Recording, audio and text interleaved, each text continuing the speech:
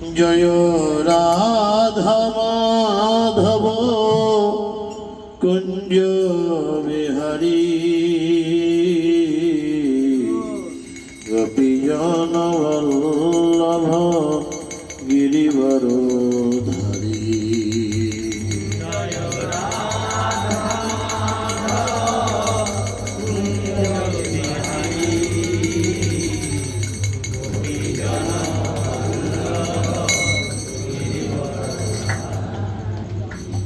জয় রাধা মাধব কুঞ্জ বিহারী গোপীজন বল্লভ গিরিবরধারী।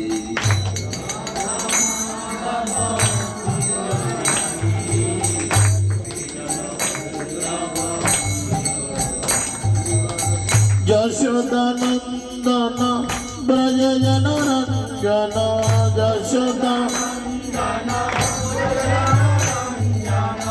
যশোদানন্দন ব্রজজন রঞ্জন যশোদা যমুনা তীর বনচারী জয় কুঞ্জ বিহারী। যমুনা তীর বনচারী জয় জয় রাধা মাধব জয় কুঞ্জ বিহারী। জয় রাধা জয় কুঞ্জ বিহারী। হরে কৃষ্ণ কৃষ্ণ কৃষ্ণ হরে হরে হরে রাম রাম রাম হরে হরে। হরে কৃষ্ণ হরে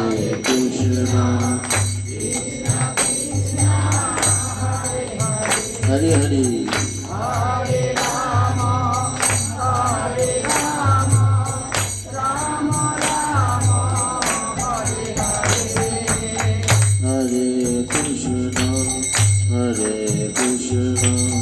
কৃষ্ণ কৃষ্ণ হরে হরে হরে রাম রাম রাম হরে হরে। হরে Krishna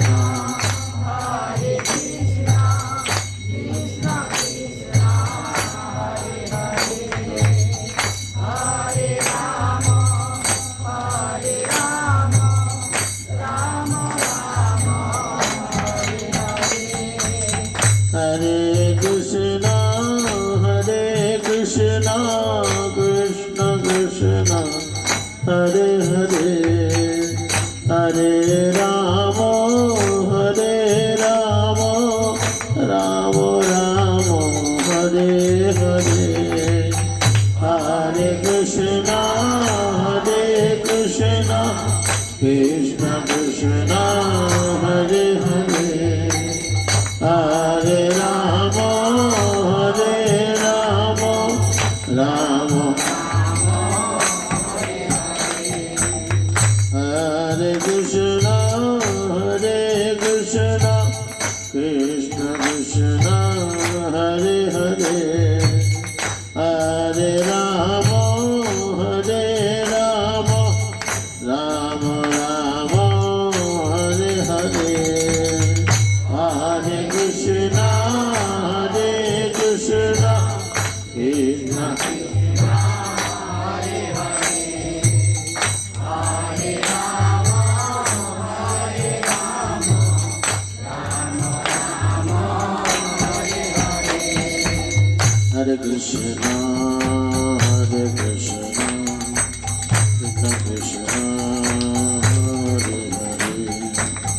Hare Rama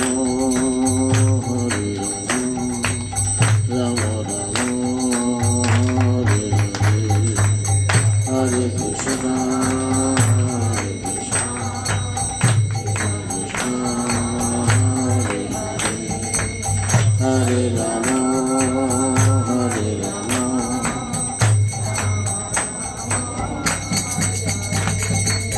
Hare Krishna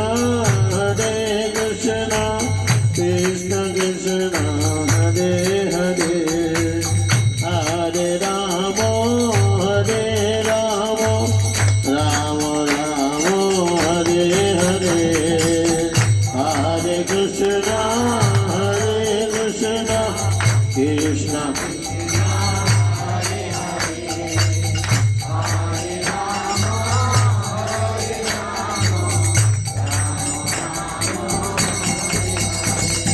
Radha Madhav Jaya Radha Madhav Jaya Radha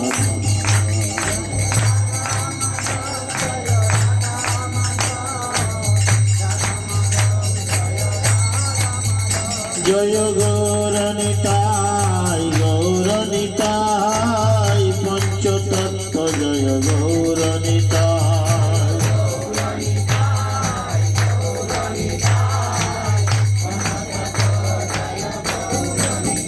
Jaya Jaya Prabhupada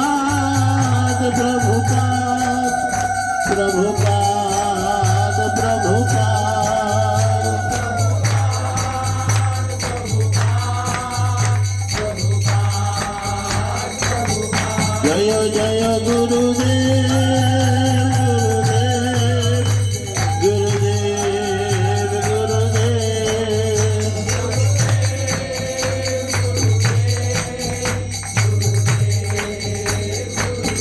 Nitai Gaura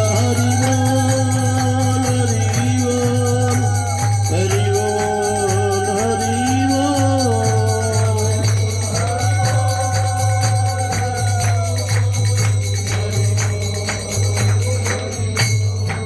Tiger Brahmanand Bande Aham Sri Guru Sri Jitapadakkamalam Sri Jitapadakkamalam Sri Rupam Sagrajatam Sagana Raghunatham Nitantam Tatsajivam Sadaitam Savadhutam Parijana Saridam Sri Krishna Chaitanya Devam Sri Radha Krishna Padam Sagana Lalita Sri Vishakhanitam Om Ajnanam Timirandhasya Jnananjana Shalakaya Chakshurunmilitam Jena Tasmai Sri Gurave Namo Namayam Vishnu Padaya Krishna Prishthaya Bhutale Srimate Jayapataka Swaminiti Namine Namacharya Padaya Nitai Kripa Pradayine Gauragatha Dhamodaya Nagar Gamodarini Namayam Vishnu Padaya Krishna Prishthaya Bhutale Srimate Bhakti Vedanta Swaminiti Namine Namaste Saraswati Deve Gauravani Pracharine Nirvishesha Shanyavade Paschatadesha Tarini Jaya Sri Krishna Chaitanya Prabhu Nityananda Sri Advaita Gadadhar Sivasadi Gaura Bhaktavinda Hare Krishna Krishna Krishna Hare Hare Hare Rama Rama Rama Hare Hare Om Namo Bhagavate Vasudevaya Om Namo Bhagavate Vasudevaya Om Namo Bhagavate Vasudevaya Bande Ananta Adbhuta Aishwaryam Sri Chaitanya Mahaprabhum Nicha Opi Yat Prasadat Sat Bhakti Shastra Pravartaka Hare Krishna যার প্রসাদে নিজ ব্যক্তিও ভক্তি শাস্ত্র প্রবর্তক হতে পারেন সেই অনন্ত অদ্ভুত ঐশ্বর্য বিশিষ্ট চৈতন্য মহাপ্রভুকে সর্বপ্রথম আমরা সকলে প্রণাম নিবেদন করি।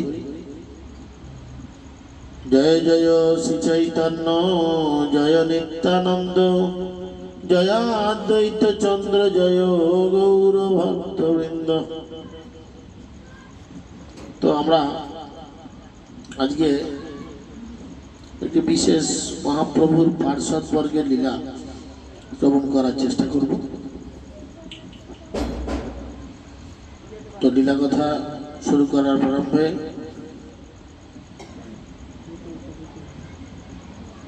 আমি আমার গুরু মহারাজ শ্রী শ্রীমৎ জয়পতাকা গোস্বামী গুরুদেবের রাতুল চরণে অনন্ত কোটি ধন্যবাদ প্রণতি জ্ঞাপন করি এবং পরম গুরুদেব অভয় চরণ অরবিন্দ ভক্তি বেদান্ত স্বামী শিল প্রভুপাদ ওনার সেই চরণ কমলে দণ্ডবোধ প্রণাম করে ওনাদের কৃপা আশীর্বাদ প্রার্থনা করি এবং উপস্থিত সকল ভক্তবৃন্দ ভাই বোন এবং যারা আমাদের গুরু ভাই গুরু বোনেরা রয়েছেন সকলের চরণ কমলে আমি গোপীজন বল্লভ দাস প্রণাম নিবেদন করি এবং আপনাদের আশীর্বাদ কৃপা এবং করুণা প্রার্থনা করি। তো আমরা সকলেই জানি যে বৃন্দাবন ধাম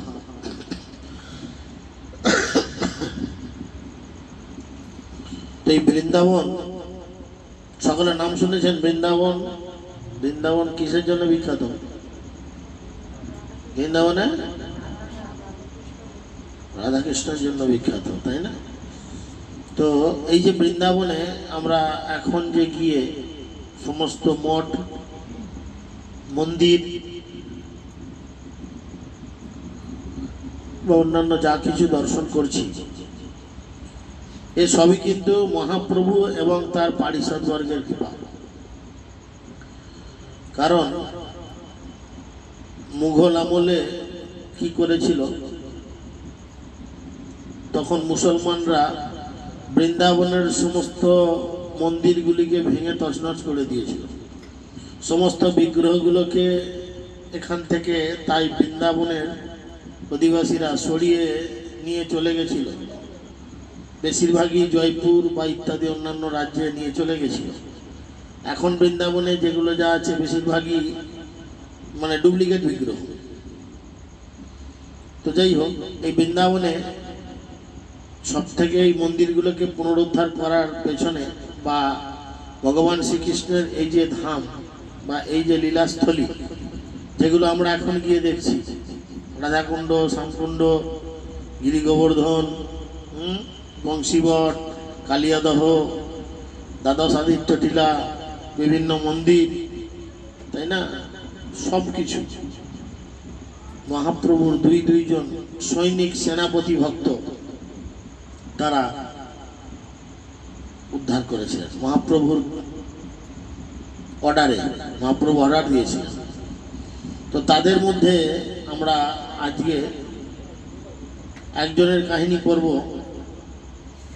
যিনি হচ্ছেন সনাতন গোস্বামী। আপনারা সকলেই নাম শুনেছেন। স্বর গোস্বামীর অন্যতম সনাতন গোস্বামী। দু ভাই ছিলেন, রূপ গোস্বামী এবং সনাতন গোস্বামী। দুজনে মুসলমান নবাবের আন্ডারে কাজ করতেন। এটা একটু কমানো গেলে ভালো হয়, বা ঘুরিয়ে দেন, হাতটা ঘুরিয়ে দেন ধরে, ওইগুলো হাওয়া ভালো আরো দেন, যাক যাক আরো যাক যাক, ব্যাস থাক, খাওয়া খাওয়া ঘুমো। তো বিষয় হচ্ছে, থাক ছেড়ে দিন। বিষয় হচ্ছে এই যে দুইজন ছিলেন, রূপ গোস্বামী এবং সনাতন গোস্বামী, এই দুজন ছিলেন দুই ভাই এবং দুজনে মুসলমান নবাবের আন্ডারে কাজ করতেন, বুঝেছেন? এবং এরা যদিও ছিলেন হিন্দু কুলোদ্ভূত, হিন্দু কায়স্থ ছিলেন জাতিতে, বুঝেছেন? এবং কাজ করতে করতে করতে করতে মুসলমান নবাবের কাছে তারা এতই ফেসিলিটি পায় এবং তাদের কাছে সবসময় থাকতে থাকতে কি হয়, তাদের স্বভাব, তাদের ভাষা এমনভাবেই আয়ত্তের মধ্যে চলে আসে যে তারা সমস্ত আচার আচরণ মুসলিমের মতো করতে থাকে। এবং শুধু তাই নয়, নবাব কি করেন, তাদের দুজনের নাম পরিবর্তন করেন। একজনের নাম কি রাখে, সাকর মল্লিক আর দ্রাবিড় ঘোষ, বুঝেছেন? দুজনের নাম। তাই মহাপ্রভু যখন জগাই মাথাইকে উদ্ধার করেছিলেন, আপনারা সকলেই জানেন, মহাপ্রভু জগাই মাথাইয়ের মতো এত বড় পাষণ্ডী পাপী লোককে উদ্ধার করেছিলেন। সকলে তখন গোটা জগৎ জুড়ে মহাপ্রভুর নাম দিয়েছিলেন পতিত পাবন। কিন্তু এনারা দুইজন মহাপ্রভুকে চিঠি লিখেছিলেন, হে মহাপ্রভু, সারা জগতের মানুষ আপনাকে পতিত পাবন বললেও আমরা দুজন আপনাকে পতিত পাবন বলে মানি না। কেন মানি না? না, জগাই মাধাইকে উদ্ধার করাটা এমন কিছু মহত্বপূর্ণ কাজ না। কারণ জগাই মাধাই ছিলেন ব্রাহ্মণ কুলোদ্ভূত, ব্রাহ্মণ বাড়ি। তাহলে ব্রাহ্মণের বাড়িতে যখন কেউ জন্মায় নিশ্চয়ই তার কোনো ভালো কর্ম থাকে। এবং শুধু তাই নয়, তার সাথে কি না, তারা নবদ্বীপের মতো পূর্ণ ভূমিতে আবির্ভূত হয়েছিলেন। তো তারা কোনো একটা খারাপ কর্মের ফলে, কোনো একটা খারাপ সঙ্গের ফলে হয়তো খারাপ কাজে মেতেছিল। তো তাদের উদ্ধার করাটা এমন কিছু ব্যাপার নয়, এর জন্য আপনাকে পতিত পাবন উদ্ধার টাইটেল দেওয়া যেতে পারে না। যদি আমাদের মতো হিন্দু মানুষ মুসলমান হয়ে গেছে, নাম পাল্টে গেছে, এখন আর আমরা নিজেদের বউকে স্ত্রী বলছি না, বলি বিবি, এরকম পরিস্থিতি, যদি আমাদের মতোই দুইজনকে আপনি উদ্ধার করতে পারেন, তাহলে জানবো আপনি প্রকৃতপক্ষে পতিত পাবন। কথাটা খুব গায়ে লেগেছে মহাপ্রভুর। বলে কথা তো ঠিক। যখন মহাপ্রভু সন্ন্যাস গ্রহণ করলেন এবং সন্ন্যাস গ্রহণ করার পরে তিনি বৃন্দাবনের উদ্দেশ্যে যাত্রা করেছেন। আর বৃন্দাবনের উদ্দেশ্যে যাত্রা করে তিনি প্রথম রামকেলি নামক স্থানে গেছেন এই দুই ভাইয়ের সঙ্গে সাক্ষাৎ করার জন্য, এবং দুজনকে সাক্ষাৎ করে কৃপা করেছেন। আর মহাপ্রভুর কৃপা সবার প্রথমে পেলেন রূপ গোস্বামী। যেমনি পেলেন, রূপ গোস্বামী ছিলেন মহামন্ত্রী, তিনি ছিলেন মহামন্ত্রী। তিনি কি করলেন, সঙ্গে সঙ্গে তার চাকরিতে রিজাইন দিয়ে দিলেন। কেন দিলেন? মহাপ্রভু এর থেকে একটা বড় চাকরি দিচ্ছে। আমরা কখন একটা ছোট জিনিসকে ছেড়ে বড় জিনিসকে, মানে অন্য জিনিসকে ধরি যখন তার থেকে ভালো জিনিস পাই। একটা ছোট কুঁড়ে ঘরে আছেন, কখন সেই ঘর ছেড়ে একটা বড় বাড়িতে, অন্য বাড়ি যাবে, যখন এই ঘরের থেকে ওই বাড়িতে ফ্যাসিলিটিস বেশি থাকবে। কথা কম বুঝেছেন? তাই রূপ গোস্বামী তখনকালকার দিনে, সনাতন আর রূপ গোস্বামী দুজন মিলে থাকার কোয়ার্টার্স পেতেন। আজ থেকে প্রায় 550 বছর পূর্বের ঘটনা। তারা নবাবের কাজ করতে বলে তাদের নিজস্ব কোয়ার্টার্স, বাংলো ছিল, দুই ভাই দুটো বাংলো, দুজনের জন্য দুটো স্পেশাল গাড়ি, দুজনের জন্য মানে সমস্ত কিছু রাজকীয় সুবিধা। এমন র্যাঙ্কে চাকরি করত। এবং তখনকালকার দিনে দুজনের কাছে প্রায় 50,000 স্বর্ণ মুদ্রা ছিল। মানে ওটা ফিক্সড ডিপোজিট যাকে বলে ব্যাংকের। চিন্তা করা, রীতিমতো কোটিপতির ব্যাপার দুজনের।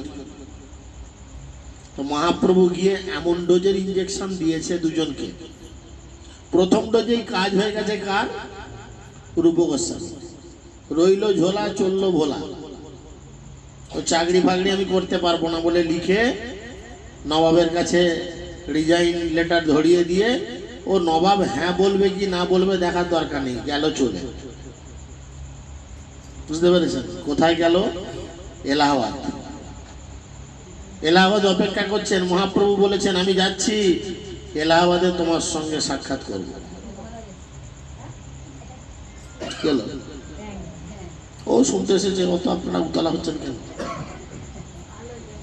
কারণ কৃষ্ণ কথা শোনার অধিকার সবার আছে, শুধু আপনাদের নাই। ব্যাং, ছাগল, গরু, শুয়ার, কুকুর যে যে থাকবে আসুক, সকালে শুনুন। বলে, বৃক্ষ আদি লতা মুখে বলিতে না পারে, এই নাম শুনিলে তাহারাও তরে। আমরা মুখে বলতে পারি, কিন্তু বৃক্ষ, লতা, পাতা, অন্যান্য পশু পক্ষী তারা তো মুখে বলতে পারে না। তারা যদি এই নাম শ্রবণও করে তাহলেও তারা উদ্ধার পায়। কারণ এই জগতে আমাদের সবার প্রতিদিন আছে। কি করে ধরুন একটা ব্যাংকে দেখে আমি চমকাচ্ছি, হয়তো ব্যাংকটার পেছনে একটা কালকেউটে সাপ আসছে, সে ব্যাংকটাকে খেতে যদি না পায় আপনাকে চোট মারবে। আর ব্যাংকটা তিরিং করে লাফিয়ে আপনাকে সজাগ করে দিল যে পেছনে দেখো একটা কেউটে সাপ, তাহলে ব্যাঙের প্রতি আমি ঋণী, হ্যাঁ কি না? তাহলে এই জগতে প্রত্যেকের কাছে আমাদের ঋণ আছে। আর এই ঋণ কেবলমাত্র শোধ করা যায় কৃষ্ণ নাম বিতরণ করার মাধ্যমে। সবার সুযোগ আছে, শুনুক। আপনারা যেমন শুনছেন তারাও শুনুক। সকলেই প্রজা, আমরা সবাই ভগবানের প্রজা। ভগবান হচ্ছেন রাজা, আমরা হচ্ছে সবাই প্রজা। তো রূপ গোস্বামী এলাহাবাদে চলে গেলেন। নবাবের গেল মাথা গরম হয়ে, বাবা আমার মহামন্ত্রী আমাকে কিছু না বলে চলে গেল, এত বড় সাহস, আমি এত ফেসিলিটিস দিয়ে রাখলাম তাকে। ঠিক আছে, তার ছোট ভাই আছে সনাতন গোস্বামী,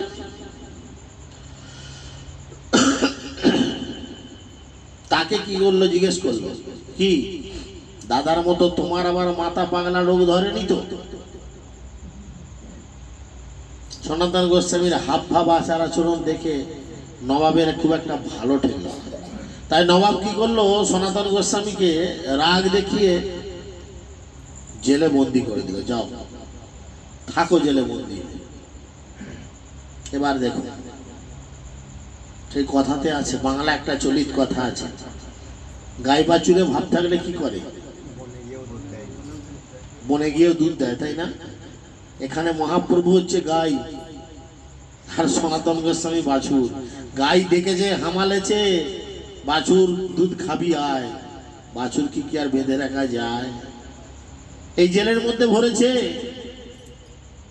এথা গৌরে সনাতন আছে বন্দিশালে, শ্রীরূপ গোসাইয়ের পত্রী আইল হেনতালে।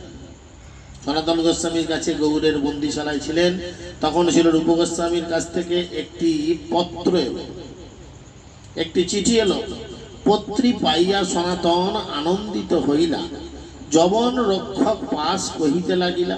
সেই পত্রটি পেয়ে সনাতন গোস্বামী খুব আনন্দিত হলেন এবং যবন কারারক্ষকের কাছে গিয়ে বলতে লাগলেন। যবন কারারক্ষক মানে মুসলমান কারারক্ষক বলতে লাগলেন কি? তিনি বললেন, তুমি এক জিন্দা পীর মহাভাগ্যবান, কেতাব কোরআন শাস্ত্রে আছে তার জ্ঞান।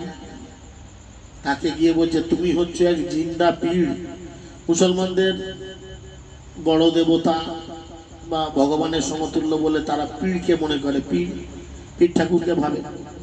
তাই বলছে তুমি হচ্ছ জ্যান্ত পীর, তুমি হচ্ছ মহাভাগ্যবান, কেতাব শাস্ত্রে তার তোমার তো বহুত জ্ঞান রয়েছে। এক বন্দী ছাড়ে যদি নিজ ধর্ম দেখিয়া, সংসার হইতে তারে মুক্ত করেন গোসাইয়া। কেউ যখন কোনো বদ্ধ জীবকে ধর্মের পথ প্রদর্শন করেন, সংসার বন্ধন থেকে মুক্ত করেন, তখন পরমেশ্বর ভগবান তাকে কি করেন না, সংসার বন্ধন থেকে মুক্ত করেন। তাই গৌর প্রেমানন্দ। কথাটা শুনে হরিবল বললেন না সবাই বলছে বলে বললেন? আমার তো মনে হচ্ছে সবাই শুনে বলছে বলে বললো। বলেন তো পেছন থেকে, বলেন। এই যে সর্বনাশ, সে কাদলা মাছের দল হয়ে কিন্তু লাভ নাই। আমিও তো ভুলভাল বলতে পারি, চেয়ারে বসছি বলে আমি সব জানতা গেঞ্জি এলো নাকি, আমিও তো ভুল কিছু বলতে পারি।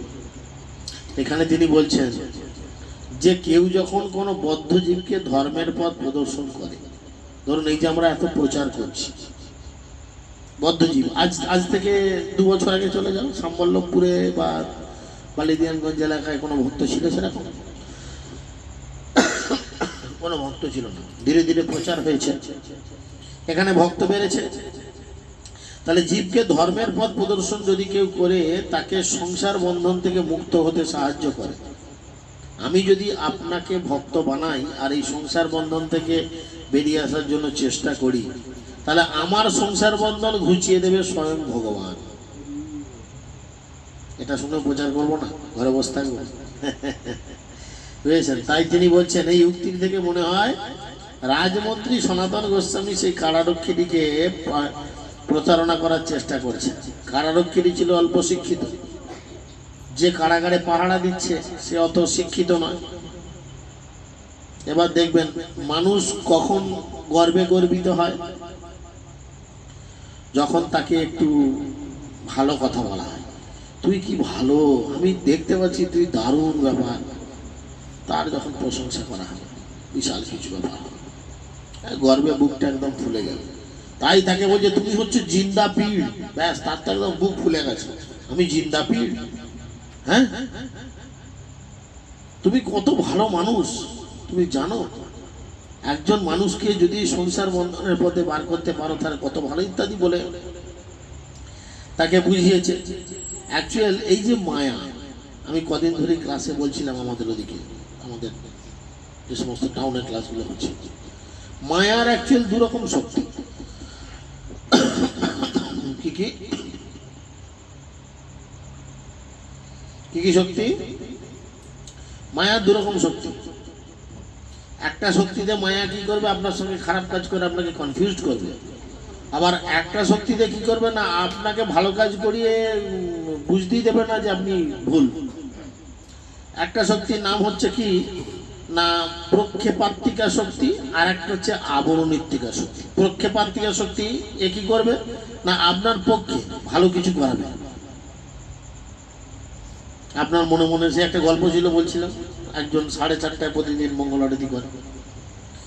আজ হয়তো কোনো কারণে উঠতে পারছে না বা উঠবে না, ঠিক করে থাক আজ আর। কেউ একজন এই তাড়াতাড়ি উঠ, তাড়াতাড়ি উঠ, আরতি করতে হবে, তাকে তুলে দিচ্ছে টাইম। সে চান করে যেতে যেতে বলছে তুমি কে? না আমি কলি। তুমি আমাকে তুললে কেন? কলি তো সবসময় বাঁশ দেয়। বলছে না, তোমার এই যে মনে অহংকার ছিল আমি 4:30 উঠি আরতি করি, আজকে যদি 5টায় করতে তাহলে আর অহংকারটা থাকতো না। তাই তোমার অহংকারটা যাতে বর্তমান থাকে তার জন্য আমি তোমাকে সাহায্য করছি। বুঝলি? মায়া এরকম দুরকম অ্যাকশন করে, কখনো কখনো মায়া আপনার ফরে বলবে, কখনো আপনার অ্যান্টি হয়ে বলবে। তাই এখানে দুইভাবে কাজ করেছে। তার উপরে পূর্বে আমি তোমার করিয়াছি উপকার, তুমি আমার ছাড়ি করো প্রত্যুপকার। তাকে বলছে তুমি জানো না আমি তো ছিলাম রাজমন্ত্রী, একজন ছিল মহামন্ত্রী, একজন অর্থমন্ত্রী, রাজমন্ত্রী।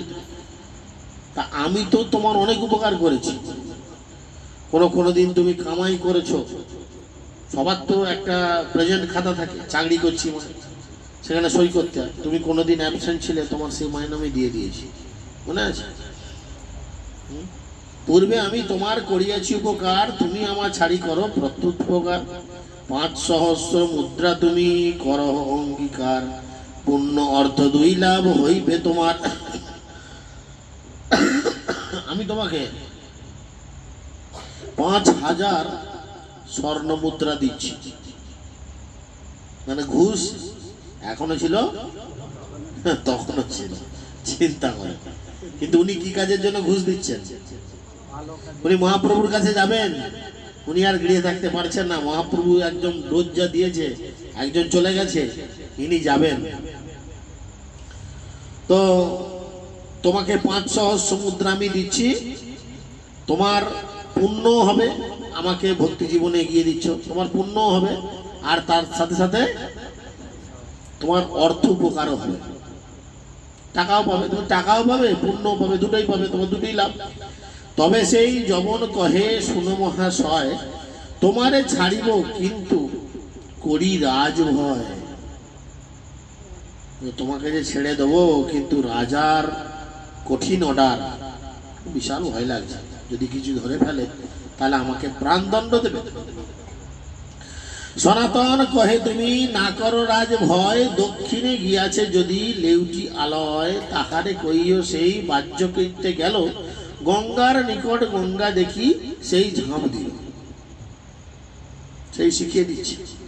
সনাতন গোস্বামী তখন তাকে বললে তুমি রাজাকে ভয় করো না, তিনি তো এখন দক্ষিণে বেড়াতে গেছেন, তিনি যদি ফিরে আসেন তাহলে তাকে বলো যে সনাতন বাহ্য করতে গঙ্গার কাছে গেছিল, আর গঙ্গা দেখে নদীতে ঝাঁপ মেরে পালিয়ে গেছে। তখন তো আর মানে পায়খানা ঘর সঙ্গে থাকতো না, তাই না? তখন দেখবেন আজ থেকে 20-30 বছর আগে চলে যান, বাড়ির সঙ্গে পায়খানা ঘর থাকতো না। বাড়ির একটু বাইরের দিকে কোনো একটা জায়গায় ঈশান কোণে বা কোনো একটা কোণে পায়খানা বাথরুম থাকতো। তারও আগে দেখবেন বাইরে একদম বাড়ির আওতাতেই থাকতো না, একদম মাঠে ঘাটে থাকতো। ধীরে ধীরে ধীরে ধীরে ওই মানে 2 ব্রহ্মাণ্ডে 2 অসুর থাকতে থাকতে যেমন আগে দেহে অসুর এসে গেছে, এখন পায়খানা ঘর আপনার মাথার কাছে। খাবার ঘরের পাশে কি, শোয়ার ঘরের সাথে অ্যাটাচ বাথ বলে, খাবার ঘরের পাশে। দেখো দেখি আর অ্যাটাচবাদ না, অ্যাটাচবাদ না পেলে হয় নাকি? আমরা মায়াপুর গেলেও খোঁজ করি, তো অ্যাটাচবাদ তো তেলি না বাবা, হাঁক দিলি শুধু, চিন্তা করেন তো। জল খাও না গো, নাহলে মরে যাবে যে, তাই না? এরকম পরিস্থিতি। তো সেই জন্য তখন কয়েদিদের কি করতো, ওই সবার পায়খানা বাথরুম লাগলে সকালবেলা সবাইকে লাইন ধরে যাও, গঙ্গার পাড়ে চলে যাও। এধারে সব ওই সৈন্যরা দাঁড়িয়ে থাকতো বললাম নিয়ে, আর যে যার ঝোপে ঝাড়ের আড়ালে গিয়ে কাজ থাকতো। তাই সনাতন বুদ্ধি দিয়ে দিল, তুমি রাজাকে এলে বলবে সনাতন বাথরুম গেছিল, পায়খানা গেছিল, গঙ্গা দেখে গঙ্গায় ঝাঁপ মেরে পালিয়ে গেছে। অনেক দেখিল তার লগ্না পাইল, দারুকা শহীদ ডুবি কাহা বহি গেল। তাকে বলবে যে তাকে আমরা অনেক খুঁজেছি, কিন্তু কোথাও তাকে পাওয়া গেল না।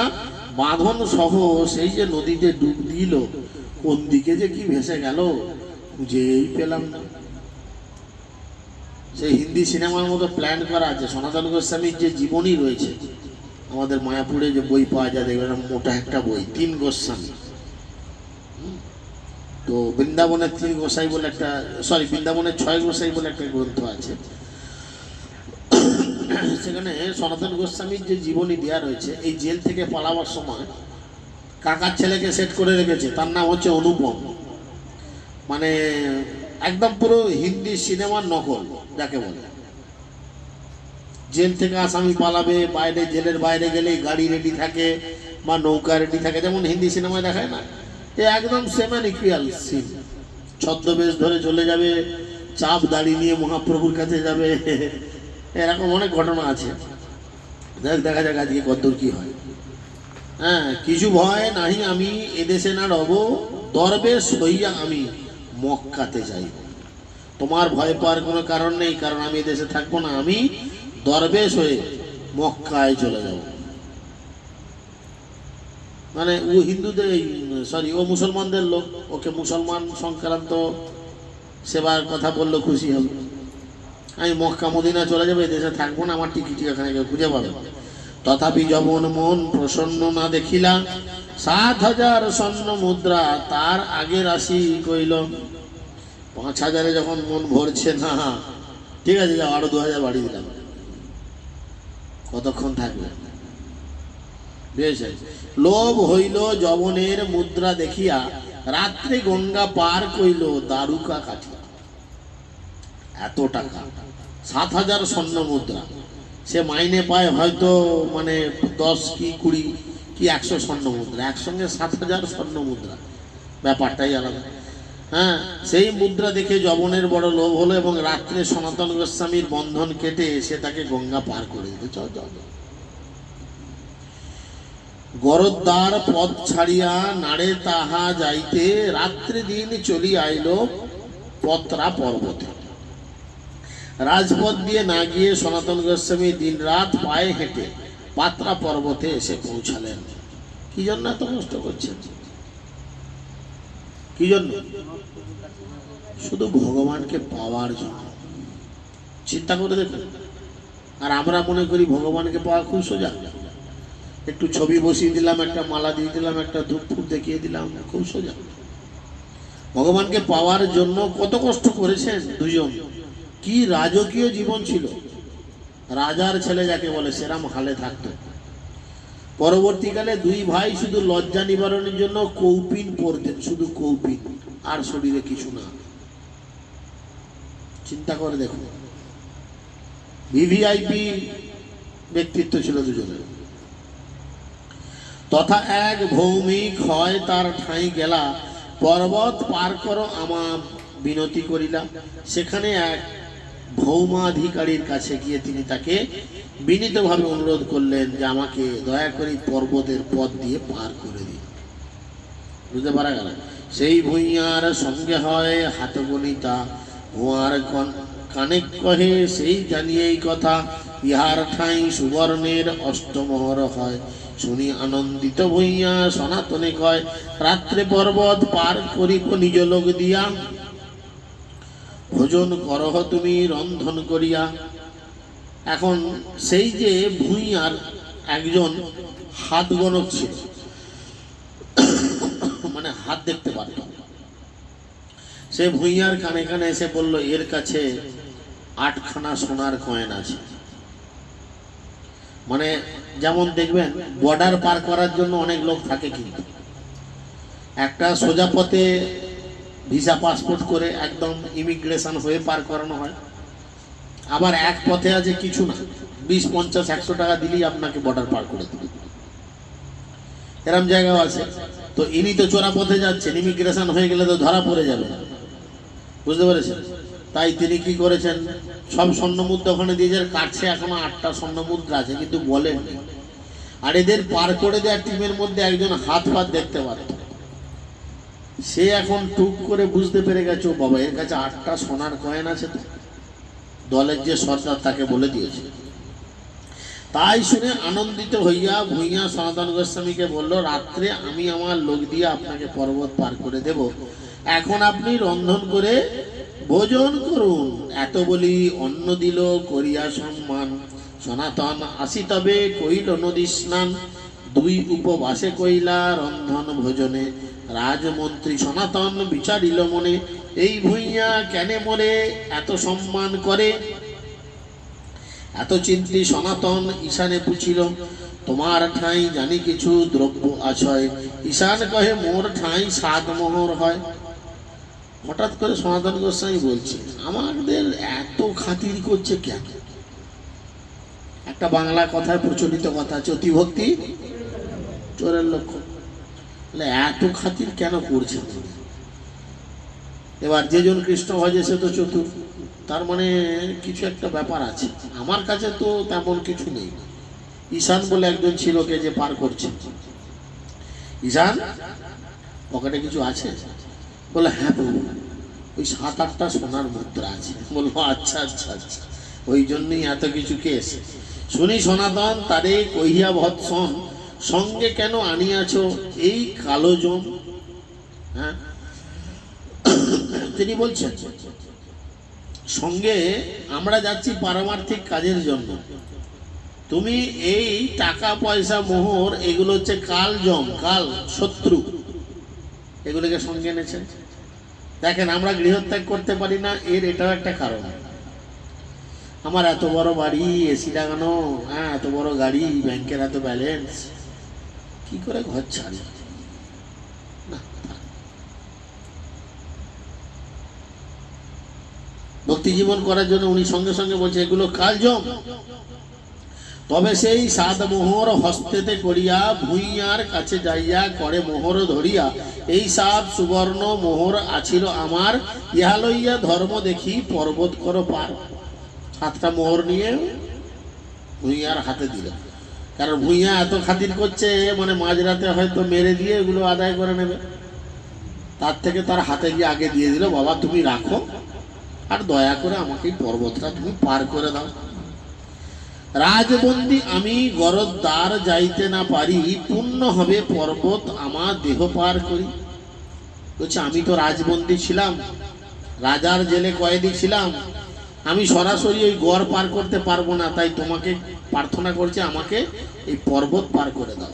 ভূঁইয়া হাসি কহে, আমি জানিয়াছি পাহিলে, অষ্টমোহর হয় তোমার সেবক আঁচলে, তোমা মারি মোহর লইতাম আজিকে রাত্রে, ভালো হইল কহিলা তুমি ছুটিলাম পাপ হইতে।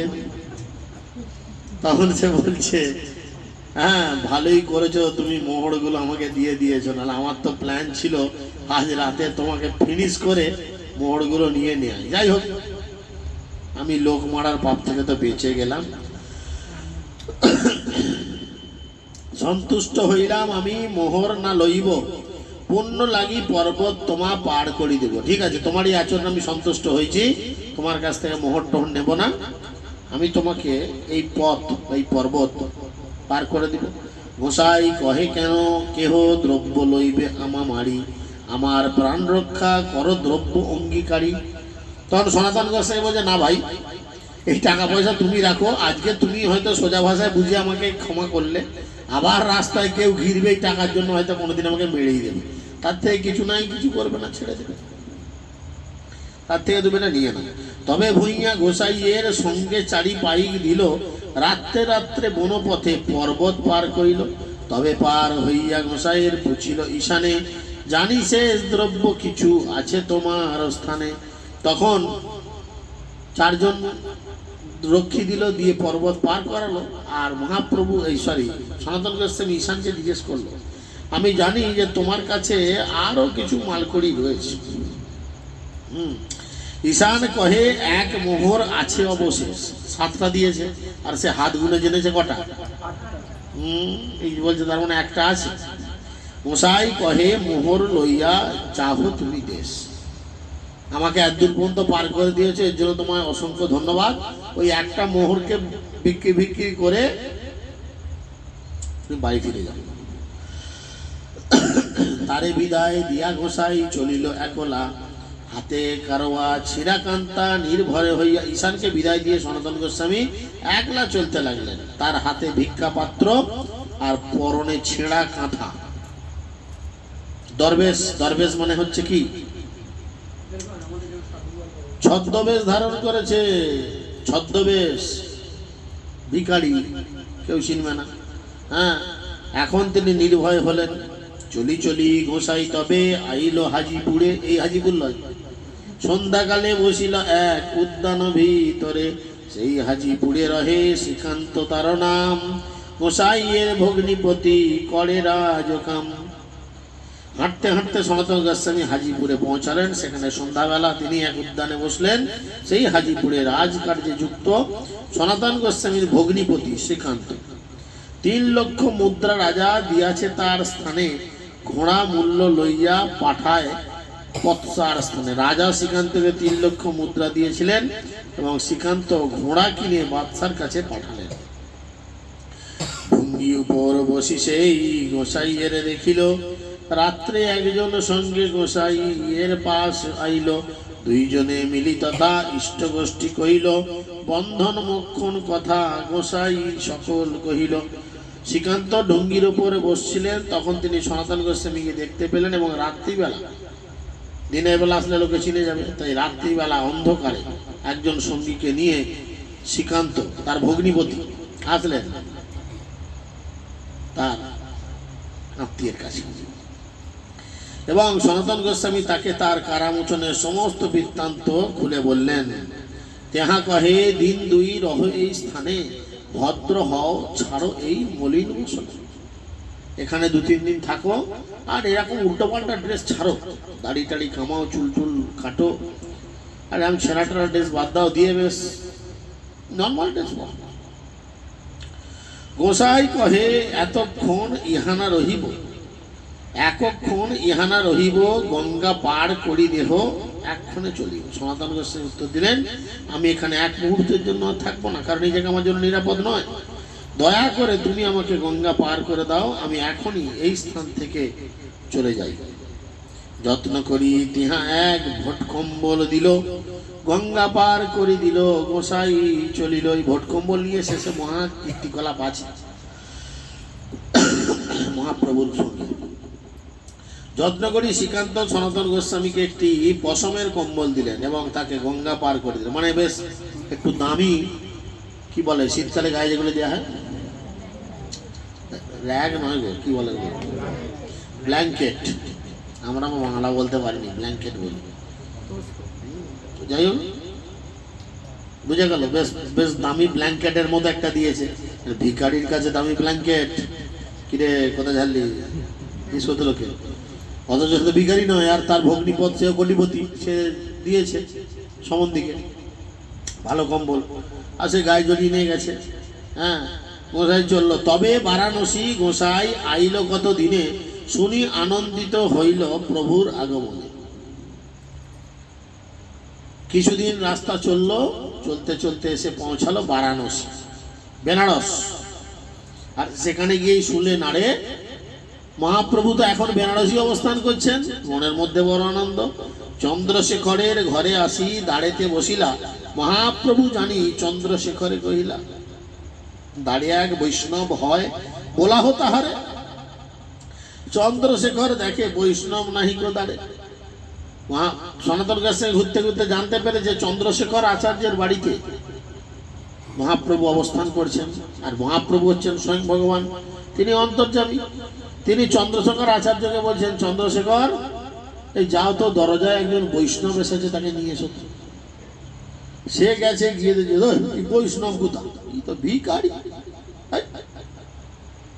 এসে বলছে কেউ নাই দাঁড়ে। দাঁড়েতে বৈষ্ণব নাহি, প্রভুরে কহিল কেহ ক্ষয় করি প্রভু তাহারে পুছিল। মহাপ্রভু বলল দাঁড়েতে বৈষ্ণব নেই কেউ? আচ্ছা কেউ তো আছে। হ্যাঁ, দেহ কহে এক দরবেশ আছে দাঁড়ে, তারে আনো প্রভুর বাক্য কহিল তাহারে। বললো একজনই দরবেশ আছে, মানে ওই ভিখারি ভিখাটিকে করে, সে একজন আছে, ঠিক আছে তাকে নিয়ে এসো, ভেতর নিয়ে এসো।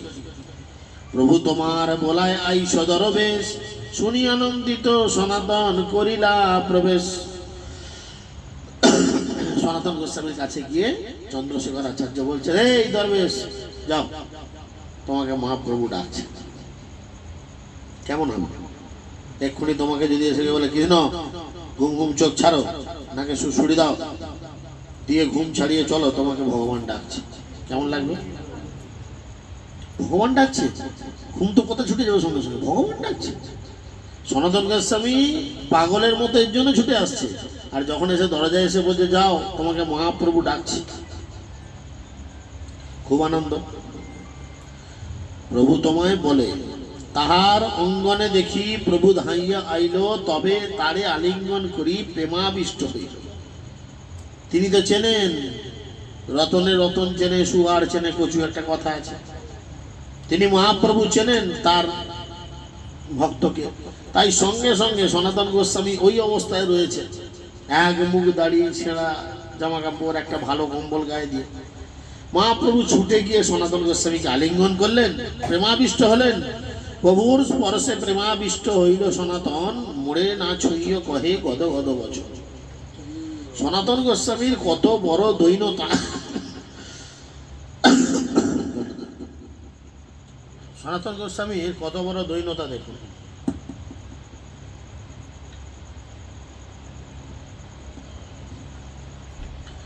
সনাতন গোস্বামীর সঙ্গে সঙ্গে মহাপ্রভুকে বলছে, আমাকে ছুঁয়ো না, আমাকে ছুঁয়ো না, আমাকে ছুঁয়ো না।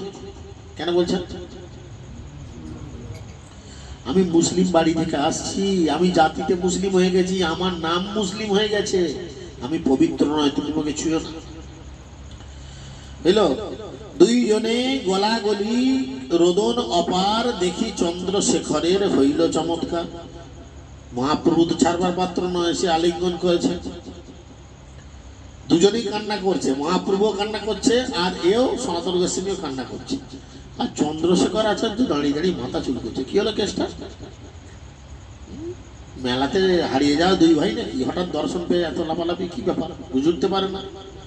তবে প্রভু তারে হাত ধরি লাইয়া গেলা, পিণ্ডার উপরে আপন পাশে বসাইলা, শ্রীহস্তে করেন তার অঙ্গ সংমার্জন, তেহা কহে মোরে প্রভু না করহ স্পর্শন।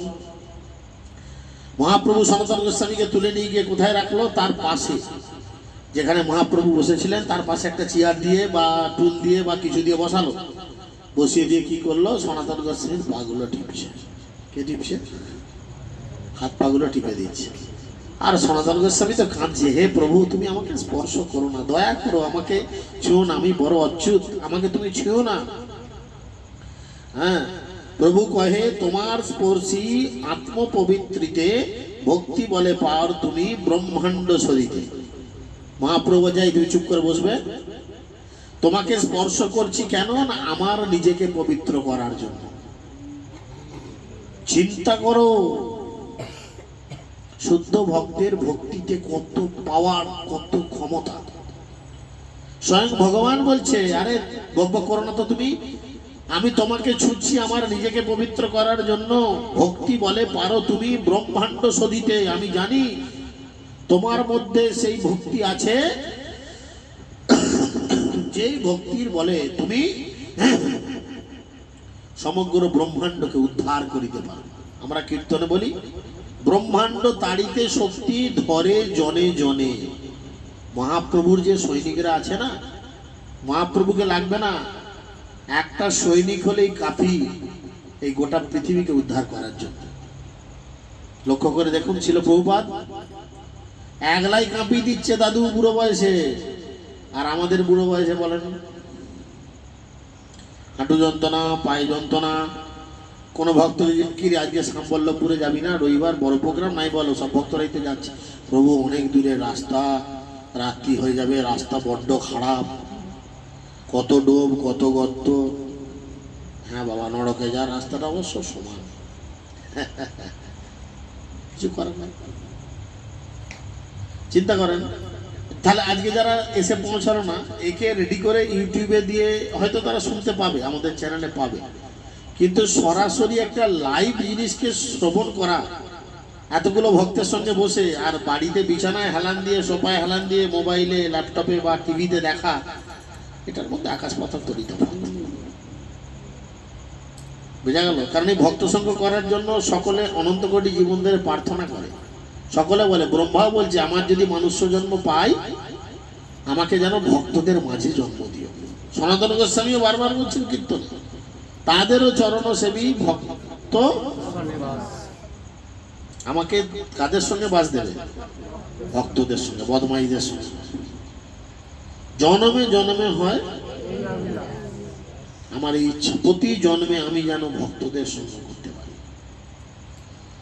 আর আমরা কি দেখাই, রাস্তা বড় গর্ত, বড় ডোব।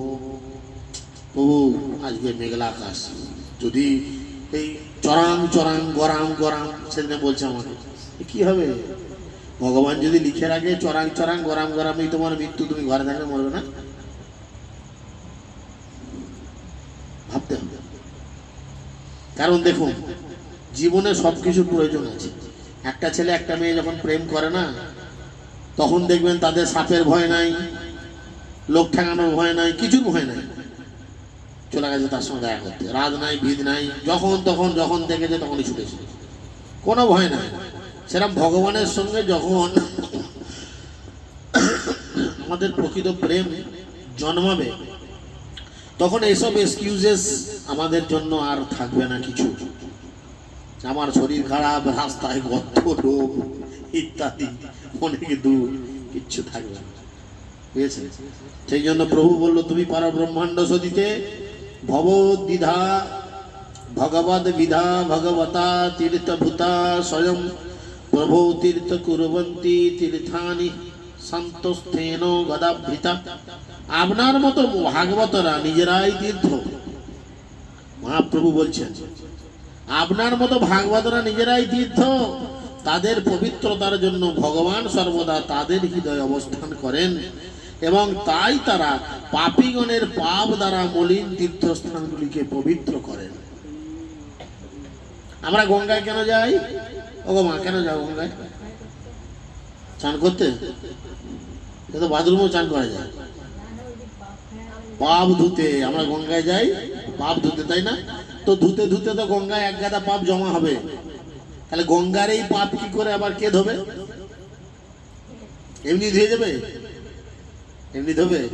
এমনি ধোবে না। বলে যখন কোনো শুদ্ধ বৈষ্ণব তার পা গুলো গঙ্গায় ডুবায়, তখন গঙ্গার সমস্ত পাপ ধুয়ে যায়। এমন ক্ষমতা রাখে একজন ভক্ত, একজন বৈষ্ণব। দর্শনে পবিত্র করো এ তোমার গুণ, আমরা কীর্তনে বলি না? তোমাকে দর্শন মাত্রই পবিত্র হয়ে যাই আমরা। আজকে চিন্তা করেন, আজকে শ্যামবল্লভপুরের এই জায়গা, এই বাড়ি, এই মুহূর্তে কি? এই মুহূর্তে বৃন্দাবন। কেন না? এখানে ভগবানের কথা হচ্ছে। আর ভগবান বলেছেন কি? ধ্যান যোগের 30 নম্বর শ্লোক কি বলেছেন? জবান পশ্যতি সর্বত্র সর্বংশ ময়ি পশ্যতি তস্য হনং প্রণশন্তি সচ মেন প্রণশতি। এখানে আমার কথা হয়, সেখানে আমি কোন কোন রূপে অবস্থান করি। আমার ভক্ত আমার দৃষ্টির অগোচর হয় না, আমিও তার দৃষ্টির অগোচর হই না। তাহলে এই স্থানে এখন ভগবান শুধুই ছবিতে নাই, কোনো না কোনো রূপে এখানে অবস্থান করছেন। তাহলে যেখানে ভগবান থাকে সেই স্থান কি? ধাম, বৃন্দাবন। তাহলে শ্যামবল্লভপুরের আজকে এই স্থান, এই মুহূর্তে বৃন্দাবন, আর আমরা রয়েছি কোথায়? বৃন্দাবনে। বৃন্দাবনে কারা থাকে? ব্রজবাসী, নিতাই গৌর প্রেমানন্দে। তাহলে বোঝা গেল? এই জন্য তিনি বলছেন যে আপনার মতো ভাগবতরা নিজেরাই তীর্থস্বরূপ, তাদের পবিত্রতার জন্য ভগবান সর্বদা তাদের হৃদয়ে অবস্থান করেন এবং তাই তারা পাপীগণের পাপ দ্বারা মলিন তীর্থগুলিকে পবিত্র করেন। যেখানে যায় সেই জায়গায় পবিত্র করেন। নমে অভক্ত চতুর্বেদী মদভক্ত সপচ প্রিয় তস্মৈ তস্মৈ দেহম তত গ্রাহ্যম স চ পূজ্য যথা হি অহম। চতুর্বেদ পাঠী অর্থাৎ চতুর্বেদী ব্রাহ্মণ হলেই যে ভক্ত হবে এমন কথা নেই। আমার ভক্ত চণ্ডাল কুলে জন্মগ্রহণ করলেও সে আমার অত্যন্ত প্রিয়, তাই তাকেই দান করা উচিত এবং তার প্রসাদী গ্রহণ করা উচিত। আমার ভক্ত আমার মতোই পূজ্য। হরিভক্তি বিলাসে এই কথা বলছেন। তিনি বলছেন, যার মন বচন চেষ্টা অর্ধ প্রাণ শ্রীকৃষ্ণের পাদপদ্মে অর্পিত হয়েছে, তিনি যদি চণ্ডাল কুলেও জন্মগ্রহণ করে থাকেন তাহলেও তিনি কৃষ্ণ পাদপদ্ম বিমুখ দ্বাদশ গুণ বিশিষ্ট ব্রাহ্মণের থেকেও শ্রেষ্ঠ বলে জানবেন।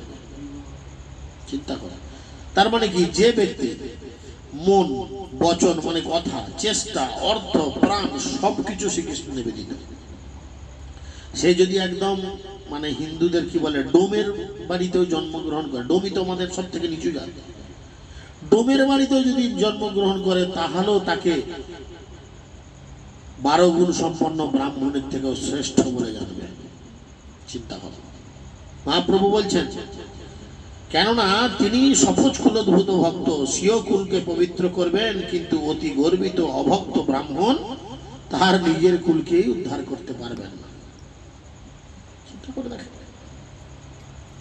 আমাদের কত ভক্তরা রয়েছে তারা এরকম বলে যে প্রভু ভক্তি জীবনে ঢোকার আগে অনেক কিছু সমস্যা হতো, কেউ পরিবারের গলায় দড়ি নিয়ে মরেছে, কেউ বিষ খেয়ে মরেছে, কেউ কিছু আত্মঘাতী হয়েছে, এরকম কিছু ঘটনা ঘটতো, এই আওয়াজ পেতাম সেই আওয়াজ পেতাম, হেনা হতো তেনা হতো, কিন্তু ভক্তি জীবনে ঢোকার পরে ধীরে ধীরে জপ করছি, ভগবানকে ভোগ লাগিয়ে প্রসাদ পাচ্ছি, এখন আর বাড়িতে এরকম কোনো সমস্যা নাই, এখন দেখছি বাড়ি নর্মাল। কি করে হলো? শুদ্ধ ভক্তের বল, তোমা দেখি তোমা স্পর্শী গাই তোমার গুণ, সর্ব ইন্দ্রিয় ফল এই শাস্ত্র নিরূপণ। চৈতন্য মহাপ্রভু বললেন, তোমাকে দর্শন করে, তোমাকে স্পর্শ করে, তোমার অপ্রাকৃত গুণাবলী কীর্তন করে সমস্ত ইন্দ্রিয়ের পূর্ণতা সাধিত হয়, শাস্ত্রে এই সত্য নিরূপিত হয়। হে বৈষ্ণব, আপনার মতো ব্যক্তিকে দর্শন করাই চক্ষুর সার্থকতা, আপনার মতো ব্যক্তির অঙ্গ স্পর্শ করাই শরীরের সার্থকতা, আপনার মতো ব্যক্তির গুণকীর্তন করাই জিহ্বার সার্থকতা, কেননা এই জগতে ভগবানের শুদ্ধ ভক্ত পাওয়া অত্যন্ত দুর্লভ। শাস্ত্র বলছে, তত্রপি দুর্লভং বৈকুণ্ঠ প্রিয় দর্শনম।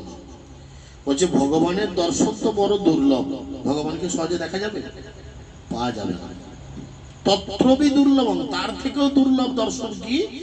বৈকুণ্ঠ প্রিয় দর্শন, মানে বৈকুণ্ঠ পথযাত্রী কোন বৈষ্ণবের দর্শন। ওই জন্যই বলে অনেক সৌভাগ্যের ফলে বলে দিল কি না চলা সে টোটো নিয়ে টলিয়ে ঢটর ঢটর করে হাজির এগারো।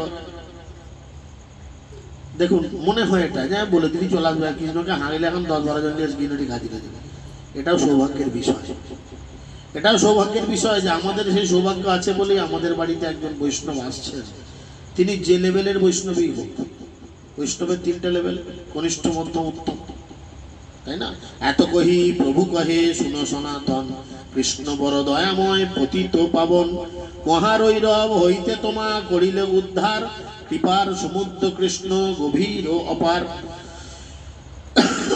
সনাতন কৃষ্ণ বড় দয়াময়, সমস্ত অধপতিত জীবেদের তিনি উদ্ধার করেন। হে সনাতন, শ্রীকৃষ্ণ তোমারকে মহারৌরব নামক নরক থেকে উদ্ধার করেছেন। তিনি কৃপার সমুদ্র এবং তার কার্যকলাপ অতি গভীর এবং অন্তহীন। সনাতন কহে কৃষ্ণ, আমি নাহি জানি, আমায় উদ্ধার হেতু তোমার কৃপা মানি। সনাতন বলছে, হে প্রভু, আমি এসব কৃষ্ণ চেষ্ট বুঝি না, আমার মাথায় ওসব কিছু নেই, আমি এইটুকু বুঝি কি আমার উপায় একমাত্র তুমি। আমি কৃষ্ণকেও চিনি না, কাউকে চিনি না, আমি তোমাকে শুধু চিনি। তোমার কৃপা কেমন এই ছুটিলা বলি, প্রভু প্রশ্ন কইল, আদ্যপান্ত সব কথা তেমন শুনাইল। কিভাবে তুমি জেল থেকে বেরিয়ে আসলে, সব জানতে চাইলো, সব কথা তাকে খুলে বলো। প্রভু কহে, তোমার দুই ভাই প্রয়াগে মিলিলা, রূপ অনুপম দুহে বৃন্দাবনে গেলা। তোমার আগে তোমার দুই ভাইকে আমার সঙ্গে তারা প্রয়াগে সাক্ষাৎ করলো, তাদের আমি ভালো তত্ত্বজ্ঞান উপদেশ দিয়ে আমি তাদের দুইজনকে বৃন্দাবনে পাঠিয়ে দিয়েছি, রূপ গোস্বামীকে আর অনুপমকে। হ্যাঁ, তপন মিশ্রের আর চন্দ্রশেখরের প্রভু আজ্ঞায় সনাতন মিলিল দোহারে। তপন মিশ্র তবে তারে কইল নিমন্ত্রণ, প্রভু করে ক্ষৌর করা হো যাহো সনাতন। এই চুল দাড়িটা কাটা দিয়ে আমিও শেষ করবো, 1 ঘন্টা হয়ে গেছে। তপন মিশ্র তখন সনাতন গোস্বামীকে তার গিয়ে নিমন্ত্রণ করলেন। চৈতন্য মহাপ্রভু তখন সনাতন গোস্বামীকে বললেন, সনাতন যাও, এবার তোমার দীক্ষা হবে। তা দীক্ষা হলে কি করতে হবে? মস্তক মুন্ডন। যাও, মস্তক মুন্ডন করে শখের সব চুল রাখা যাবে না। হ্যাঁ, চন্দ্রশেখরের প্রভু কহে বলাইয়া, এই বেশ দূর করো যাহ লইয়া। মহাপ্রভু চন্দ্রশেখর আচার্যকে রেখে বললেন, একে নিয়ে যাও এবং একে এইসব উল্টো পাল্টা ড্রেস ছাড়াও, সে তো দরবেশের বেশ ধরে আছে। ভদ্র করাইয়া তারে গঙ্গা স্নান করাইল, শেখর আনিয়া তারে নতুন বস্ত্র দিল। সেই বস্ত্র সনাতন না কইল অঙ্গীকার, শুনিয়া প্রভুর মনে আনন্দ অপার। নতুন বস্ত্র দিয়েছে। আমরা কি করি দীক্ষার সময় যাদের হয়েছে, সনাতনকে যখন নতুন কাপড় দিল, না আমি পরবো না। কেন? মাথায় কি তোর নাট বল্টু টাইট লুজ আছে নাকি রে ভাই? হ্যাঁ, নাই। শুনে মহাপ্রভুর হৃদয়ে বড় আনন্দ জন্মালো। কেন?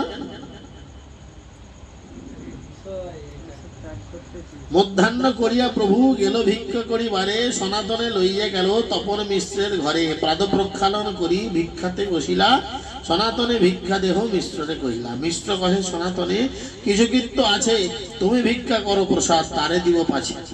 মহাপ্রভু খেতে বসে বললো, সনাতনকেও খেতে দাও, প্রসাদ দাও। বলো না, ওরা এখন কিছু কাজ আছে, আগে তুমি খাও। ভিক্ষা করি মহাপ্রভু বিশ্রাম করিল, মিশ্র প্রভুর শেষ পাত্রে সনাতনে দিল। তখন মিশ্র কি করলো, মহাপ্রভুর উচ্ছিষ্ট নিয়ে সনাতনকে দিল। সনাতনের দৈনতা একদম লিখে টাঙানোর মতো, নতুন বস্ত্র আমি পরবো না। মিশ্র সনাতনে দিলা নতুন বসন, বস্ত্র নাহি নিলা তাহাই কইল নিবেদন। তখন মিশ্র সনাতন গোস্বামী নতুন বস্ত্র দিতে, তখন সনাতন গোস্বামী সেটি অস্বীকার করলেন নিতে। মোরে বস্ত্র দিতে যদি তোমার হয় মন, নিজ পরিধান এক দেহ পুরাতন। যদি আমাকে কাপড় দিতেই হয়, তোমার ব্যবহার করা পুরাতন একটা কাপড় দাও। দৈনতা দেখুন, দৈনতা দেখুন কাকে বলে। তবে মিশ্র পুরাতন এক ধুতি দিল, তেহা দুই বহির্বাস কৌপিন করিল।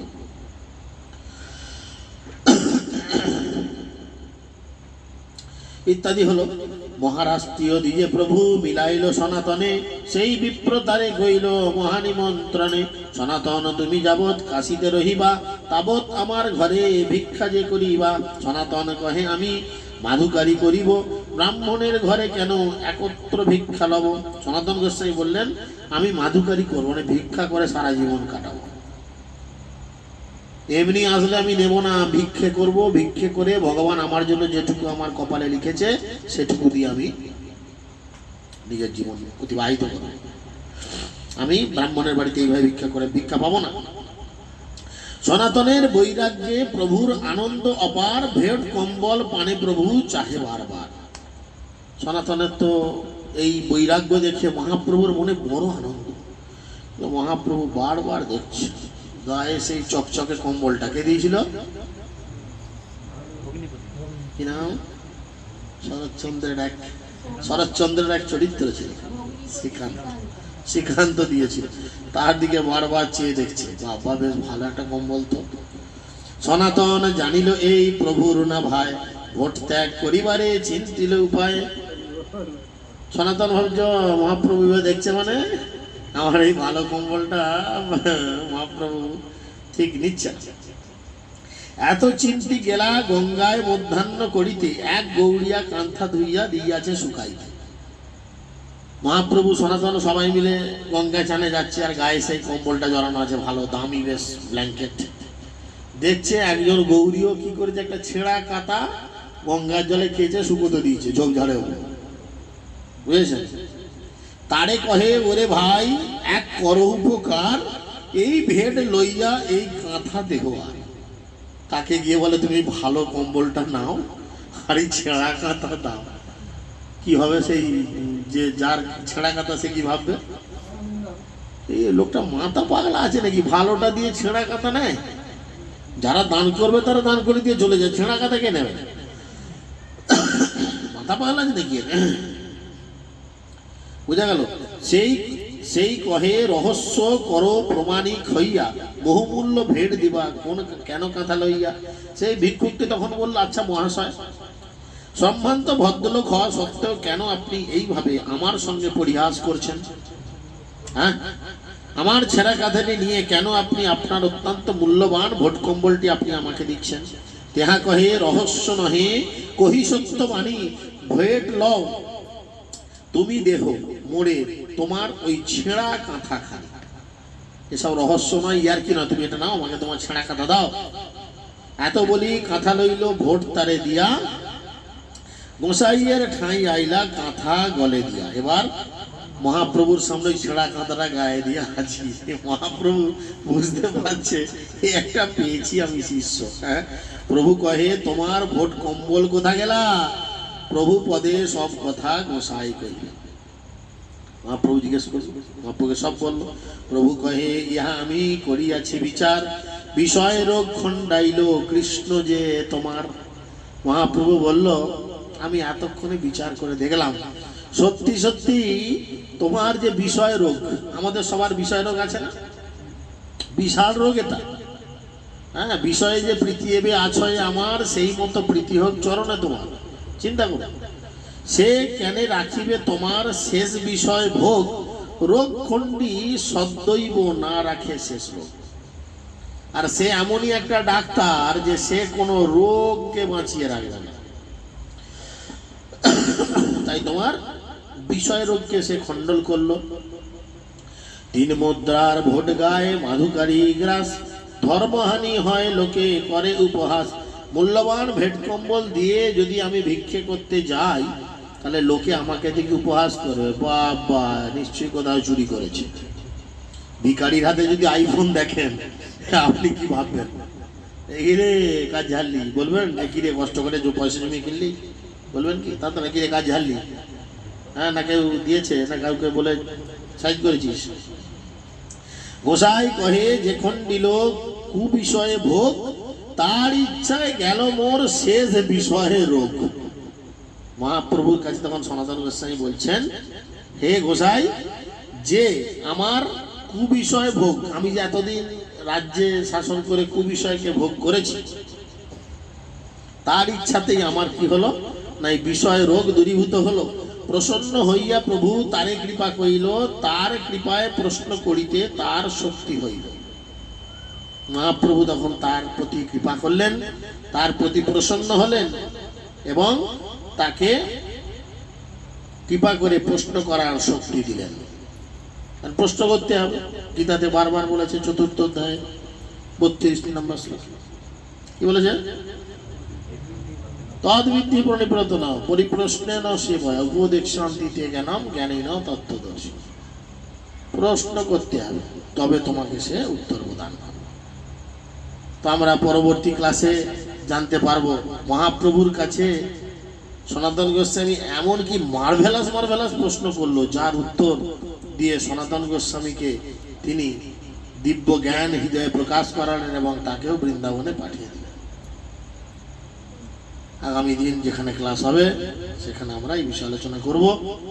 না আসতে পারলে অনলাইনে পাবেন। হরে কৃষ্ণ কৃষ্ণ কৃষ্ণ।